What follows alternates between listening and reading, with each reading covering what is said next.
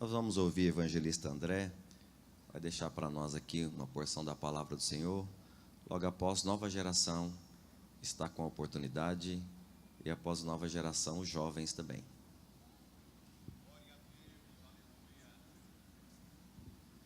Cumprimento a todos com a paz do Senhor. Nós estamos felizes com Jesus, por mais uma vez estarmos na sua casa, nesse domingo. Nós falamos final de semana, mas na verdade nós estamos iniciando a semana na presença de Deus. Domingo é o primeiro dia da semana e que bom estar aqui desde amanhã na escola dominical, na presença do Senhor, estudando a sua palavra e agora à noite rendendo mais um culto de ação de graças e louvores ao nome do Senhor. Assentados como estão, vamos ler na palavra de Deus, na carta aos Hebreus, no capítulo 2. Louvado seja Deus. Na carta aos Hebreus, no capítulo 2, os primeiros versículos.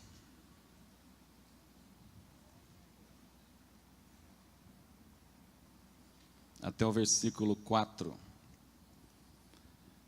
Portanto, convém-nos atentar com mais diligência para as coisas que já temos ouvido, para que, em tempo algum, nos desviemos delas.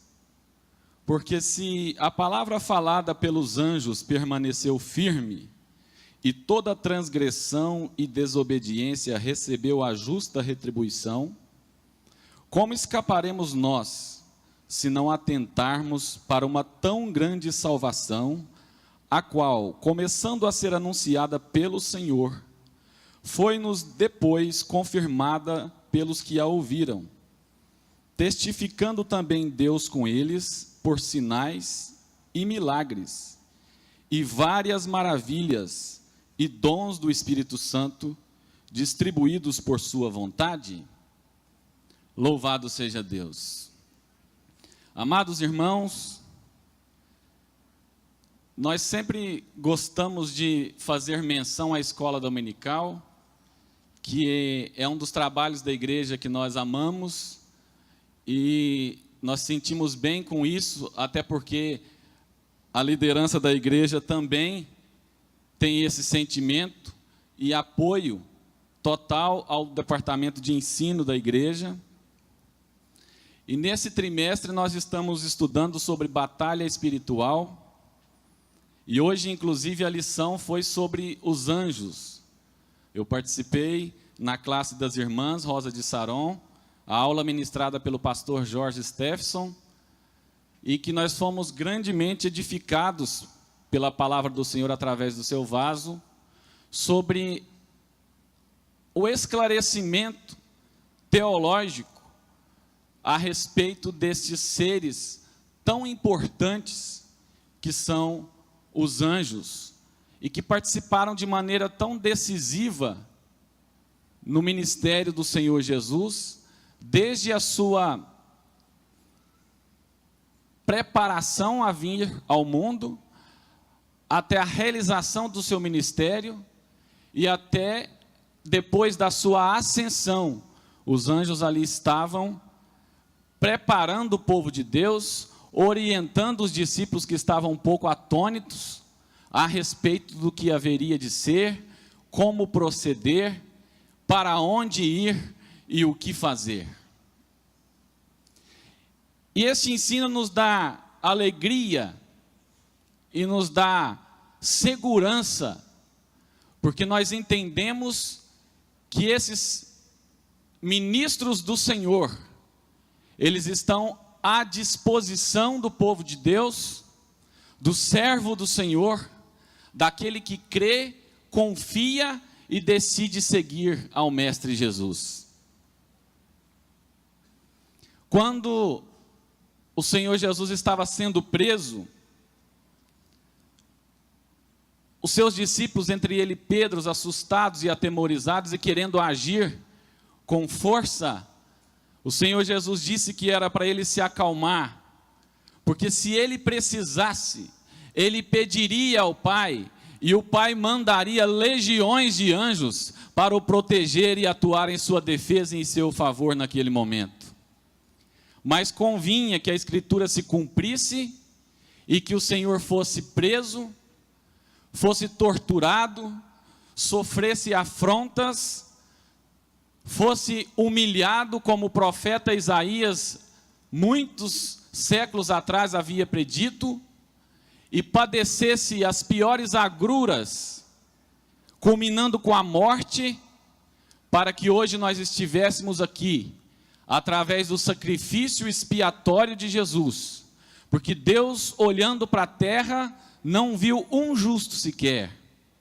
Não haveria como, pela capacidade humana, pelo mérito humano, diante da plena, perfeita e imutável justiça de Deus, haver remissão de pecados, haver redenção de alma e haver salvação eterna, se não houvesse um cordeiro mudo, que sem pecado passasse pela vida humana em todos os seus ciclos e cumprisse, então, pela justiça de Deus, o mérito da salvação.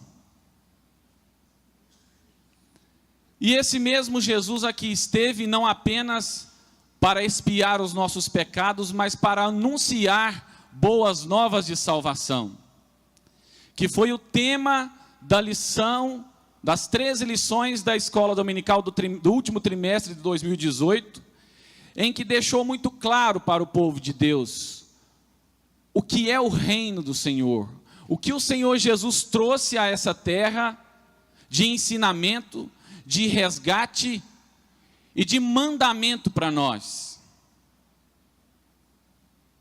O reino do Senhor pode ser comparado a várias coisas, e todas essas coisas que Jesus comparou, fica muito claro que a intenção do Mestre amado era que nós nos desconectemos, deixemos de lado o pecado, todo o embaraço, tudo aquilo que vem nos impedir de adorar a Deus em perfeição, de uma maneira convicta e de uma maneira prioritária.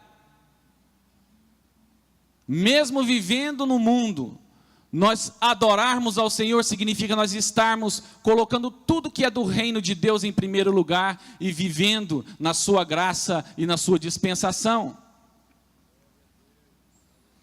E aí o apóstolo vem escrever aos hebreus este ensino maravilhoso que fica para nós.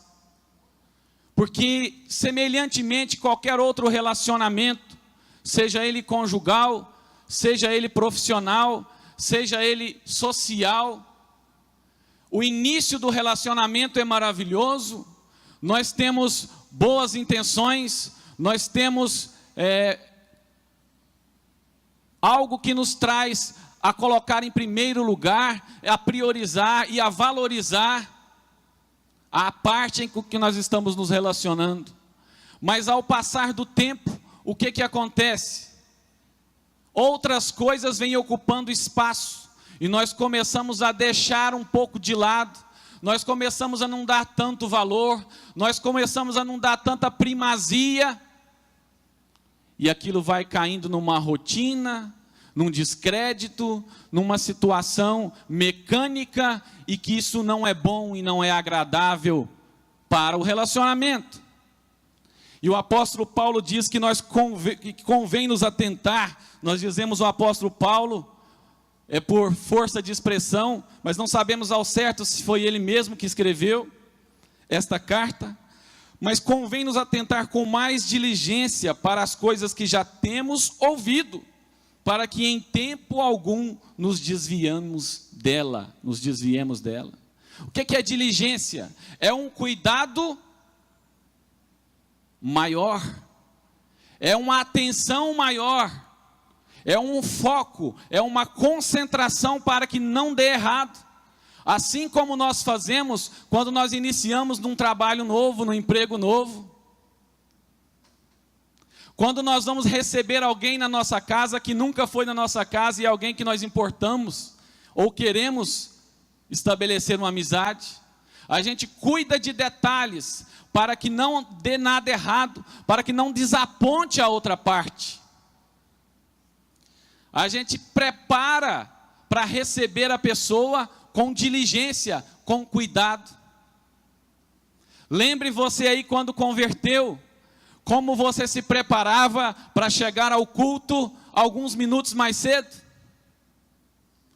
Como você cuidava, ou como nós cuidávamos de jejuar pelo menos 2 vezes por semana, de tirar um período de oração, de ler a Bíblia Sagrada.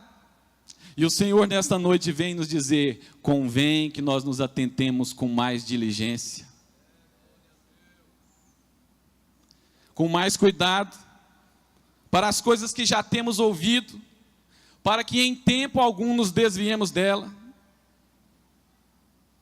O texto à frente vem discorrendo sobre a criação humana, em que nível ela está em relação aos anjos, em matéria de poder, em matéria de força. Que nós somos feitos um pouco menores do que os anjos, e que o Senhor, em toda a sua plenitude e glória, o Deus Criador, se fez como nós, até um pouco menor do que os anjos, para que tivesse como alguém justo e sem pecado e imaculado, trazer salvação a nós. E Ele mesmo, como disse o escritor, primeiramente anunciou esse evangelho a nós. E depois, por aqueles que ouviram, a palavra veio chegando a outros.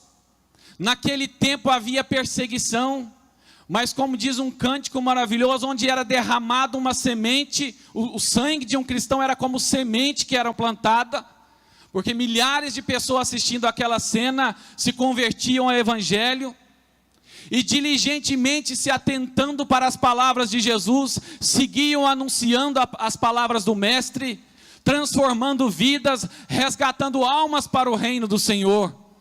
E essa palavra chegou a nós, nós nos convertemos e aqui estamos. Mas como estamos?